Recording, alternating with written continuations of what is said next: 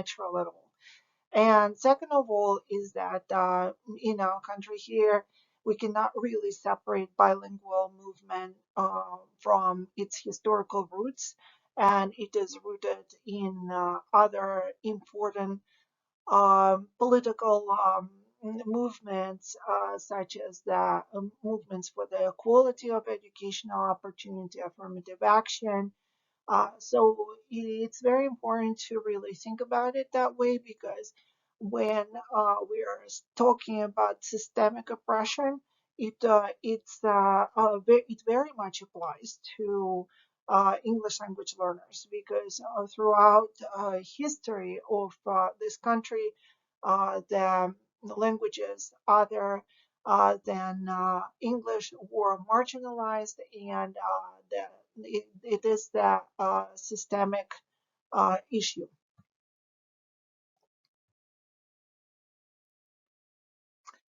So you already know about Race to the Top and the goods and the bads. We talked about it before.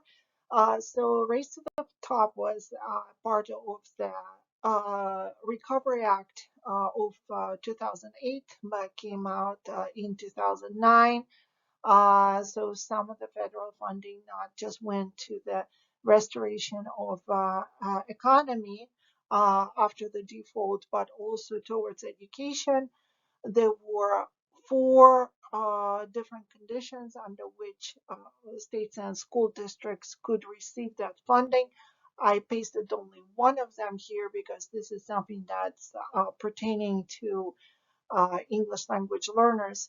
So basically, the Race to the Top itself was not really directly addressing English language learners, but it set the stage for the adoption of standards that brought some uniformity and brought up the standards for every state. So what is actually is required for college and career readiness in any university that you go to, or any workplace that you go to. So sort of like establish that national standard.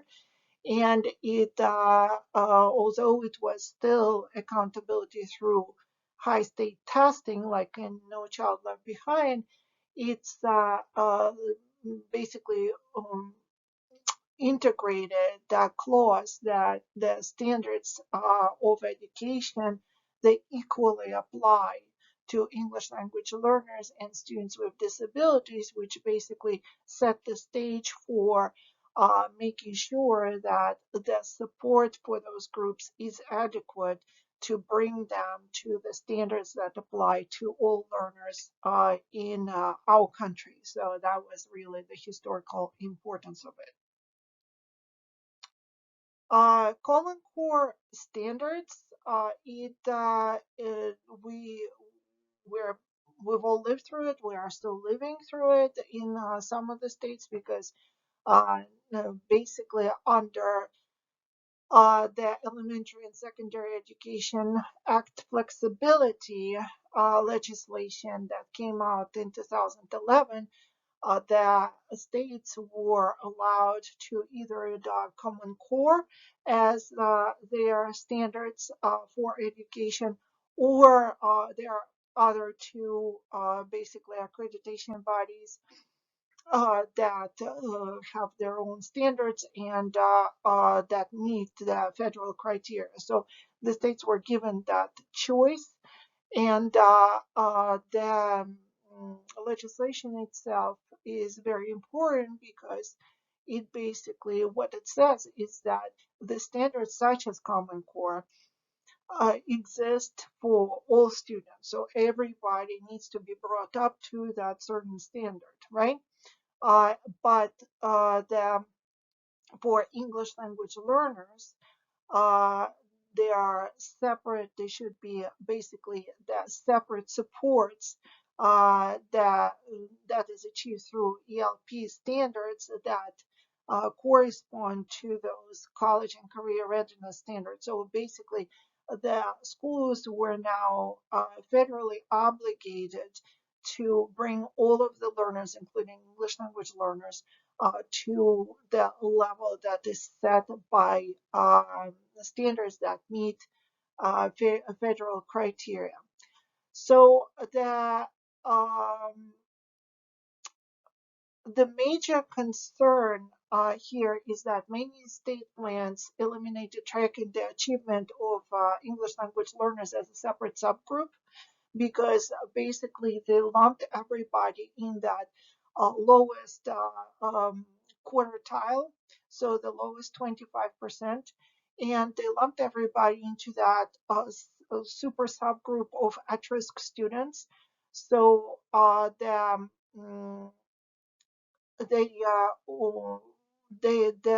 in a sense what it means is that the supports and the funds that were making those supports possible were targeted for at-risk students without special focus and attention on unique um, needs, academic needs of English language learners. So a lot of people called the ESA flexibility language blind legislation reform because it really lumped everybody into that huge group. And also another problem with it was that the language needs of English language learners in the other 75%, right? So above the lowest 25% were potentially ignored because no funding went towards that, and they still needed that same support corresponding to their unique academic needs to get them to the level of common core standards or the other standards that they adopted. So at the same time, the problem is that Title III requirements were not waived. So the um, schools and the states were still federally accountable to the measuring the progress that English language learners were making and ultimately getting them to the attainment of English language proficiency. So now under ESEA flux, it became more challenging because it wasn't getting that the bar was raised in a sense. So it was not just getting them to some low standards or standards that varied from state to state, but setting that progress against very rigorous standards of Common Core and other standards that met federal criteria. So it became harder to be compliant with Title III. So with seal of biliteracy, it's basically it's not a federal legislation, it's not a federal reform, but I wanted to kind of jump there before we get to ESSA because I think it's just a very interesting movement, and this is something that is really also very, very important to know in terms of serving our multilingual population. So it started as a state legislation in California in 2011, but very quickly it became practically national because right now 40 states already adopted the seal of biliteracy, so it's going very fast. The reform was supported by the two largest professional organizations of bilingual education, which is the National Association for Bilingual Education and the American Council of Teachers of Foreign Languages. So they were the ones who actually set the standard of the near native proficiency, which was measured by the tests that those two organizations provided. And basically, the idea behind it is that the skills of bilingual graduates are recognized, that it gives them uh, advantage in terms of getting to colleges and also professional advantages. So this was a very, if nothing else, it's an incredibly important symbolic gesture because it recognizes and gives value to heritage language, right? So basically, the way it works is that you need to obviously show that you have proficiency in English language, in reading, in writing, in listening, and in speaking. So this is usually attained by taking AP courses in English and finishing them, and there's really nothing else that you need to do. In terms of the other language, you either have to take those same AP courses in the oral language that you are taking in school, or if your heritage language is not something that you can take advantage of at school, you need to take those tests in again in the four domains of language that are offered by either NAEP or American Council of Teachers of Foreign Languages. So the problem with this is that a lot of people fear that it basically gives unfair advantage to affluent native English speakers as opposed to the students, ELL students, and their knowledge of heritage language. So why it happens is because basically any native speaker can start, native English speaker can start learning a word language, so for example, French, in sixth grade. And by the time they get to their senior year, they've been through all that coursework. They took AP classes and basically they graduate with the seal of biliteracy. While a student whose home language is other than the world languages that are offered at their schools is actually put at a big disadvantage because the school doesn't really do anything to support the development of the biliteracy. If anything, they're actually subtract from that knowledge because students basically overwhelmingly come to school into kindergarten as emergent biliterate students, and they graduate 13 years later with usually no literacy skills in their heritage language and a very diminished oral ability in their home language. So you see the unfairness of this, and it's really something that needs to be thought through and worked through. But it's not really possible until we have the ability to support heritage languages at school.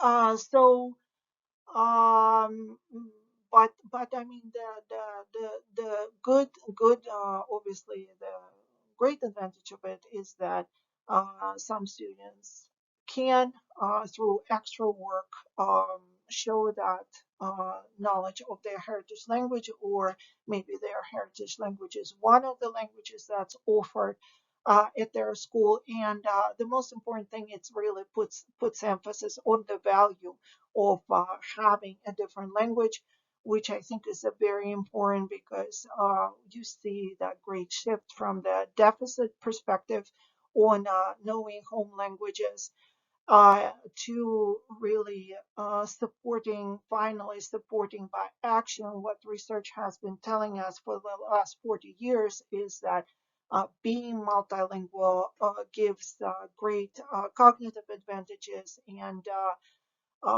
it's really something that is well documented as advantage in research literature. So finally, we really see that that value is transferred to the educational process. So now ESSA. So ESSA is basically what we're living right now. So it started in 2015, but the rollout was very slow. And under ESSA, the states were given greater flexibility for goal setting and how they intervene in low performing schools. So states now consider factors other than test scores in their school accountability, which is the very important kind of and to that high state testing that was started by No Child Left Behind. And this open space for a student's level of English language proficiency to be considered when setting achievement targets and interpreting their test scores. Because now the English language learners are not lumped in that one huge subgroup, but basically every state has to test English language learners while when they enter the public school system, and placing them, usually it depends from state to state, but placing them at one of the five different levels of English language proficiency, and their progress is measured according to that entering stage of English language proficiency, as opposed to applying one standard of proficiency to everybody. So the game is much more fair for English language learners anymore. And the really, instead of like giving the passing score, it gives educators the opportunity to really see the growth and measure it against their previous testing. So the other important consequences of ESSA is that the special needs of special academic needs of English language learners are now recognized more fairly and really emphasized under Title I. So all of the funding for English language learners moved from Title III to Title I, and it's very important that uh, uh, the now that the task force and the needs that are documented for each school district potentially translate into receiving funding under Title One, because it's much more uh, money, obviously, than under the Title Three. So basically, a lion's share of the federal funding is coming under Title One, and now the school districts uh, put English language learners and their achievement into that equation, and receive the funds that are going towards the support of English language learners. So this is really a big step towards inclusion. So I think it's really very important and very progressive. So in terms um, of what's happening now, is that basically a pandemic put a stop to all SM data testing. And it's really, so that had obviously big consequences in the allocation of funds under Title One. So that's one problem. Second problem, obviously, is that it will take us years to learn the true effects that the pandemic had on the language development and academic development of English language learners. The research that's coming out, and obviously the anecdotal data that we will get in schools, is that the effect is very negative. So that is something that we will have to deal with in years to come. But at the same time, when such disparity is documented, uh, that usually gives a route to new policies and new legislation. So the inequities in the education of multilingual learners are still very considerable. So it's just still a huge at need, at risk group in our educational system. And the pandemic made it very clear because when that data is gathered, it's obvious that the losses, the learning losses in that subgroup of students will be evident and significantly different from the learning losses of typical students. Uh, and Also, it's just that multilingualism here in our country is also tied to the questions of poverty because that parents who are coming to the United States and have to start everything from scratch.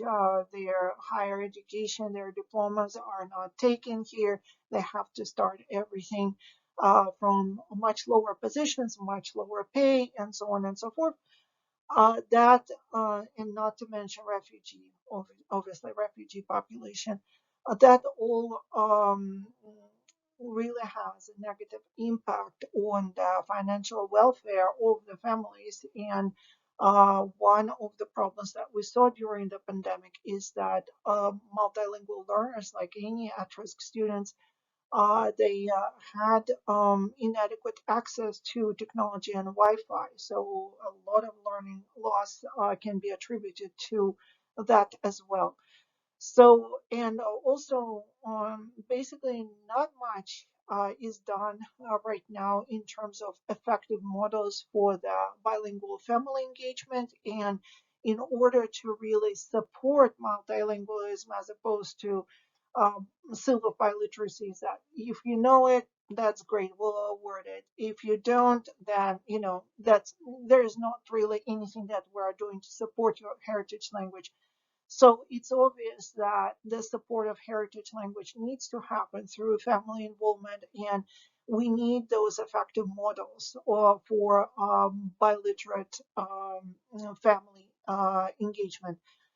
So hopefully this is one of the consequences of this crisis that will bring further development in multilingual education.